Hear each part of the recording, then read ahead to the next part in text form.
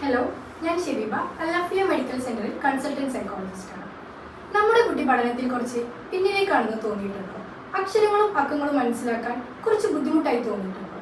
ഇത് ലേണിംഗ് ഡിസബിലിറ്റിയുടെ ഭാഗമാണോ അതോ സാധാരണ ഒരു പ്രശ്നമാണോ എന്ന് ചിന്തിക്കേണ്ടതുണ്ട്.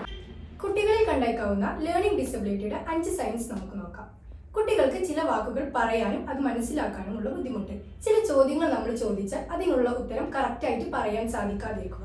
ഇതൊക്കെ ലേണിംഗ് ഡിസബിലിറ്റിയുടെ ഭാഗമായി. ദിവസേന പഠിപ്പിച്ച കാര്യങ്ങൾ പെട്ടെന്ന് മറന്നു പോവുകയും ഒരു ആക്ടിവിറ്റിയിൽ കൂടുതൽ നേരം ശ്രദ്ധിക്കാതിരിക്കുകയും ചെയ്യുക. അക്ഷരങ്ങളും അക്കങ്ങളും മാത്തമാറ്റിക്കൽ സയൻസും മനസ്സിലാക്കാനുള്ള ബുദ്ധിമുട്ട്. അതുപോലെ തന്നെ എഴുതുമ്പോൾ ഒരുപാട് മിസ്റ്റേക്സ് വരുത്തുക. ഇതൊക്കെ ലേണിംഗ് ഡിസബിലിറ്റിയുടെ ഭാഗമായേക്കാം. പഠനവുമായി ബന്ധപ്പെട്ട കാര്യങ്ങളിൽ താല്പര്യമില്ലായ്മ. ഉദാഹരണത്തിന് സ്കൂളിൽ പോകാൻ മടി, ഹോംവർക്ക് ചെയ്യാൻ മടി. ഇതൊക്കെ ലേണിംഗ് ഡിസബിലിറ്റിയുടെ ഭാഗമായേക്കാം.